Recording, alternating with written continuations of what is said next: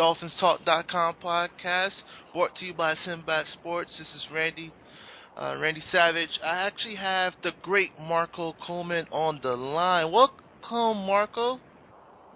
Hey, thanks for having me, Randy. Man, it's an honor to have you on the line. We have a few things we actually wanted to go ahead and talk to you about. And first off, training camp is football's in the air. Training camp just started. How are you feeling right now? Hey, I'm enjoying it. When football gets started, it's an exciting time of the year. Always, it's just that lull between the end of the season and now, man. It seems like it's just boring. So now, it just seems like everything just gets real exciting once football comes around. Exactly. This is when everybody has all their optimism ready, and everybody thinks they're gonna go 16-0, win the Super Bowl. But I mean, that's what we get right now, especially with football. It's all hope. Oh yeah, so a lot of hope and a lot of aspirations right now. Now, I had a question. You were drafted by the Dolphins in '92. Is that correct? Yes, 1992. How was it when you got drafted and then to transition from college to the pro game?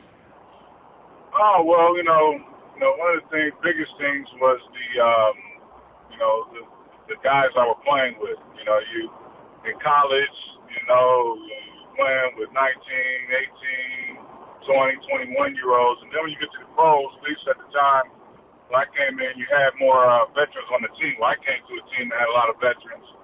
And, it's just, the things that guys are more focused on is not so much tests and books and things of that nature, but now it's about wives and children and mortgages and things of that nature. So the whole mind state and the level of maturity that you have to have as a professional athlete was probably one of the biggest adjustments, coming from, college to the pros and that kind of atmosphere. And then, of course, on the field, just the level of precision and the demands. These guys have been, like I said, I was on a team with a lot of veterans, so they've been doing it for years.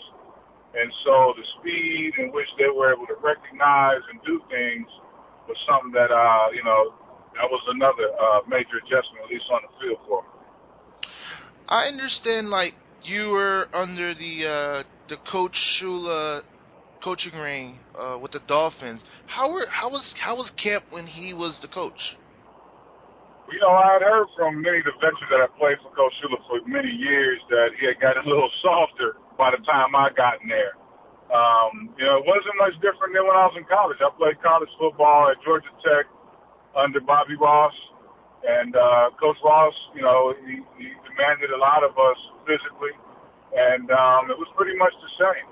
And as that part of it, the transition, just, the practices, we had the 2 days for practice with pads, had a big conditioning test. Of course, it's South Florida, so it was definitely hot. And, but again, that the actual workload wasn't as tough of an adjustment because of the way that we worked in college. But like I said, a lot of veterans said I caught a softer side of Coach Shula at the time that I got in there. All right, so I had a question too. What's a good Coach Shula story? We hear all these stories from the guys even from the 70s to the guys in the 90s about Coach Shula. Is there a great Coach Shula story that stood out in your mind? It is one, man. Tim Bowens. I don't know if you remember Tim Bowens, that played for, defensive tackle, played for the Dolphins with me. Mm-hmm. It was a real funny story, man. We had to do some different things where we would have, rookies sing and things of that nature. And Tim wasn't one that wanted to do that.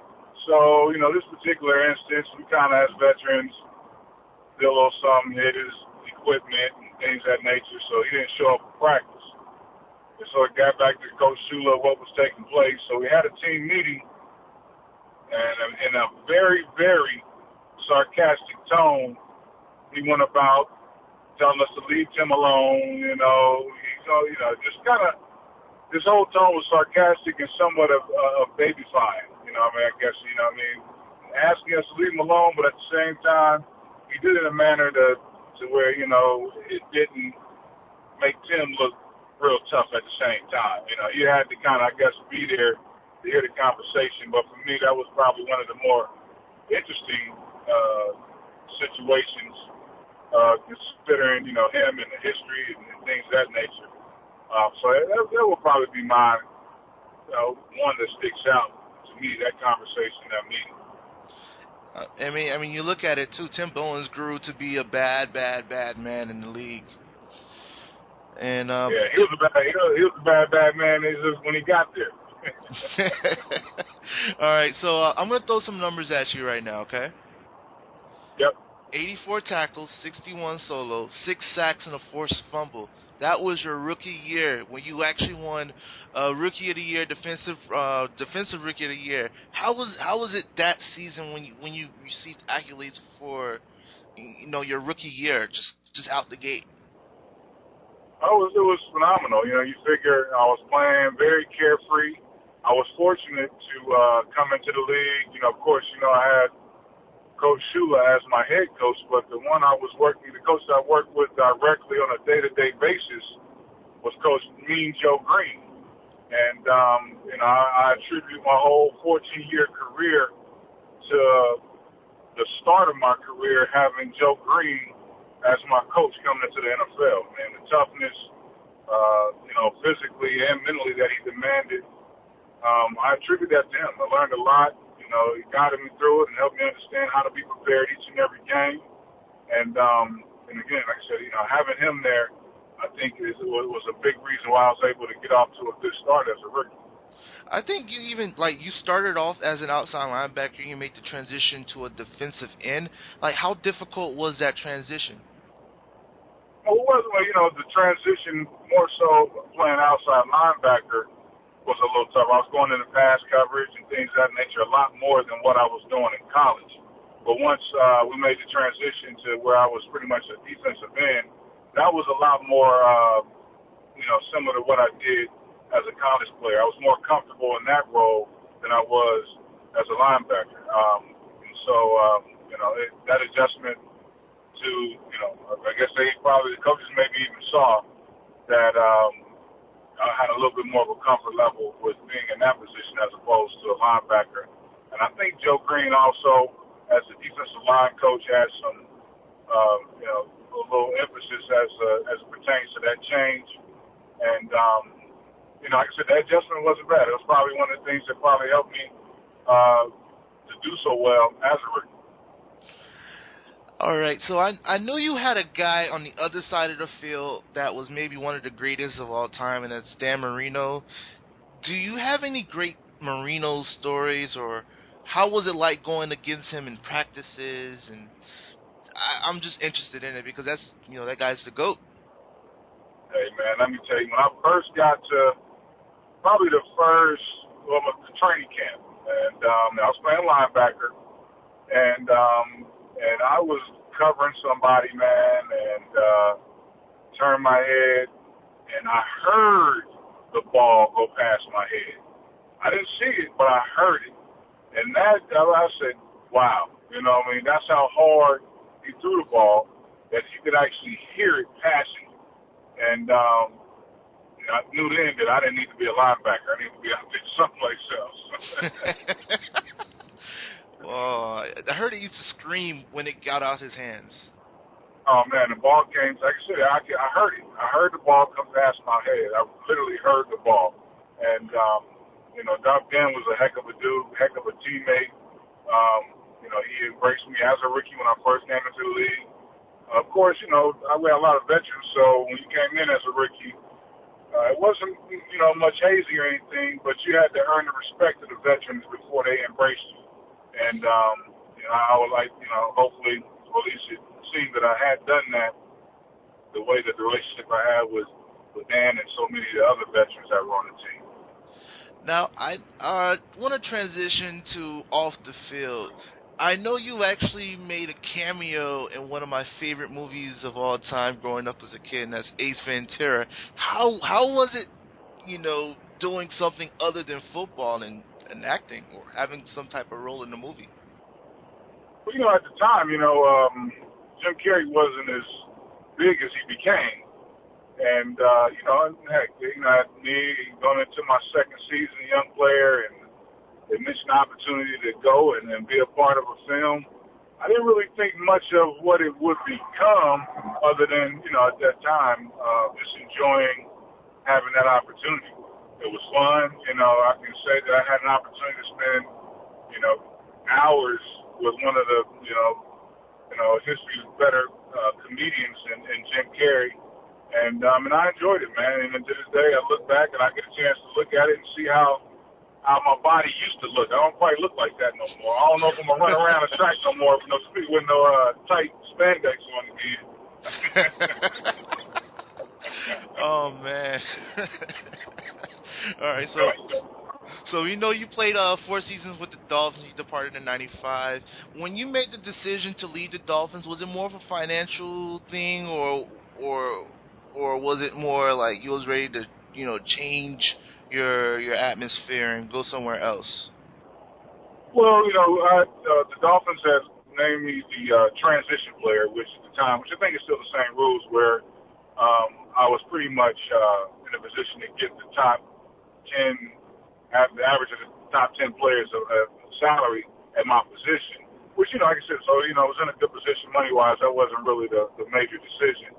But, of course, Coach Shula was retiring.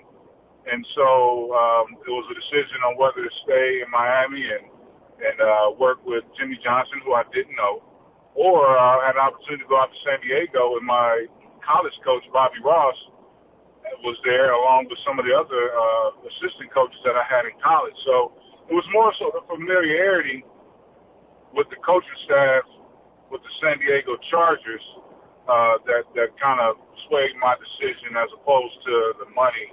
Like I said, no knock on Coach Johnson. I thought he was a phenomenal coach also, but, just, my college coach. I mean, to have the opportunity to go and play for the guy that recruited me out of high school.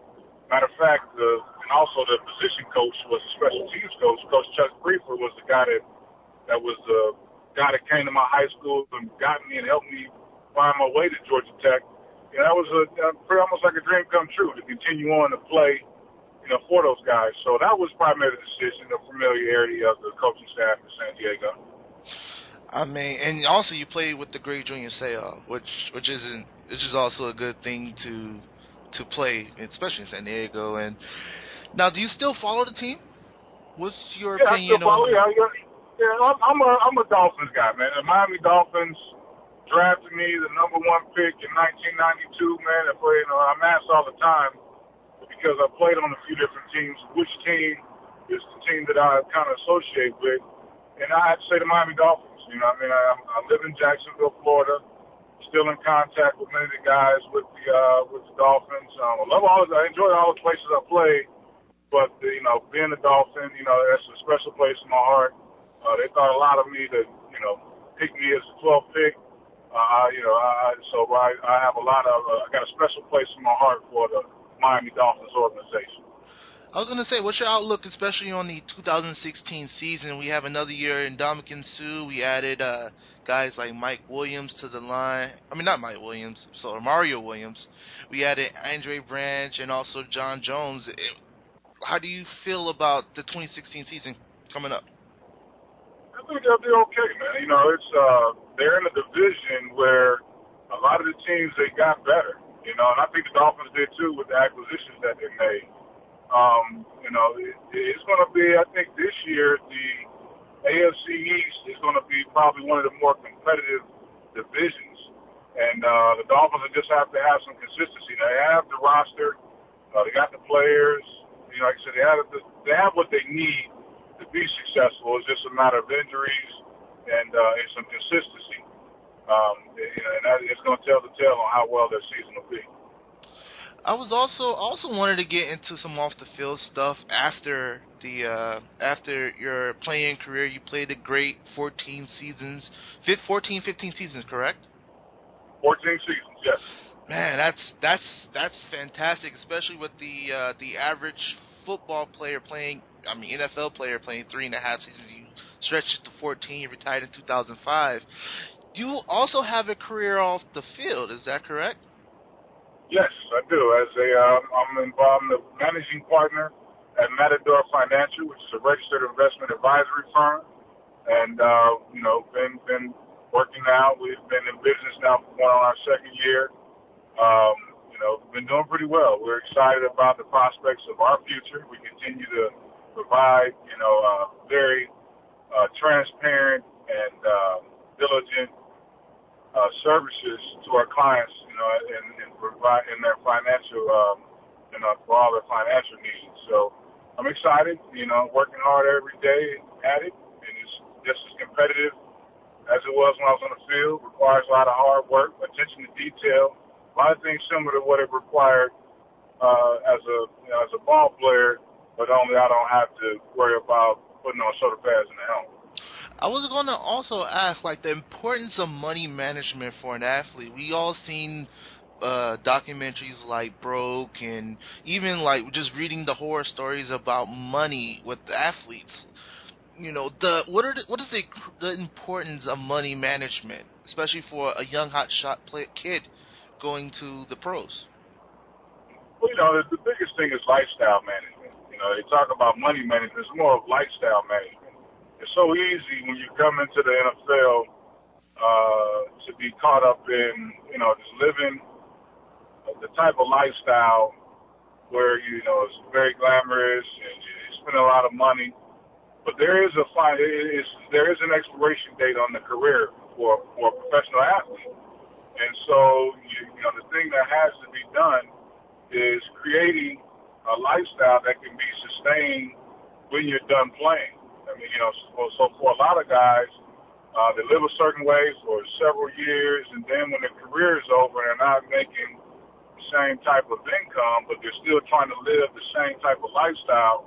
That's what kind of, speeds up the process of burning through money that, in a lot of cases is actually enough to where they shouldn't have to work again. But it requires having a budget, being able to stick to it, having some discipline with it. And, and sometimes it's, not being so much trying to live a lifestyle beyond, I won't always say beyond your means, but something that's sustainable. I think that can certainly go for, like, either if you're an athlete or not. I mean, growing up, the financial literacy part of living, something that we have to learn, growing up.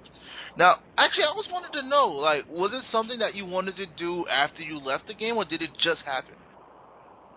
No, it kind of just happened. I knew that I wanted to go into business for myself. Wasn't sure exactly what. Actually, after I got done playing, I had done some high school coaching. I even had some time. I was a radio personality for a show for the Jacksonville Jaguars for a few years. And then I had the opportunity to go work at Merrill Lynch. And then I knew that, I enjoyed doing things and helping other people. And this was an avenue to do it, and helping provide people with some good sound financial guidance. I started to enjoy it. I enjoyed, the markets. I enjoyed putting plans together. And so, it kind of, after leaving the league and filling myself around in different areas, is where I kind of, fell into, I guess, enjoying being a financial advisor. Now, I also had a question, too. Do you watch a lot of television? Somewhat. I got football and news. That's it, sports and news. That's about all I watch. All right. All right, so there's a television show called Ballers, right? I'm familiar with that one. Yeah, I'm familiar with that one. I was going to say the show's main character, Spencer Sprasmore, is a former Dolphin player who is a financial advisor in the Miami area.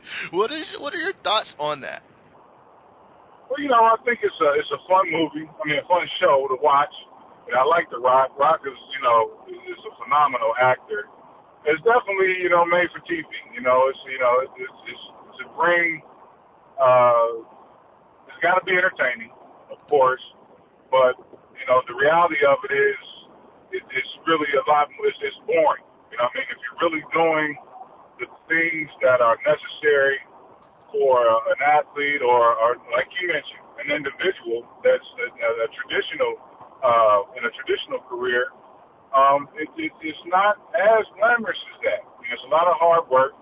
In a lot of cases, the partying and all of the spending a lot of money is not always the most advantageous way to go about living your life, and that's not the way that we go about. We've, several people have made references to myself and my partner in that baller show, and I tell them that, for one, The Rock is not a financial advisor. He's just a person going out and getting clients. Myself, I am a legitimate advisor with all of the, the different certifications and things of that nature. I do all the advice, do trades, do all the different things that an advisor would do, where Rock actually doesn't. But like I said, it's different, the reality as opposed to the show. But I do enjoy watching it, though. It is a fun show to watch. I was just gonna say the similarities between you and The Rock, but you pretty much answered it right there. He just gets the clients, but I do a lot more than that. Now, go ahead and tell the people about the website, MatadorFinancial.net. Yeah, MatadorFinancial.net is where you can find all the information about our firm. We're registered in a couple different states. We're, like I said, a registered investment advisory firm where we work fee only. We hold ourselves and do things in a manner, in a fiduciary manner, not just with retirement accounts, but with all of our clients' accounts. And we definitely welcome any inquiries. And we do work with professional athletes, but we also work with individuals that have traditional lifestyles and traditional careers. Again, MatadorFinancial.net is the website.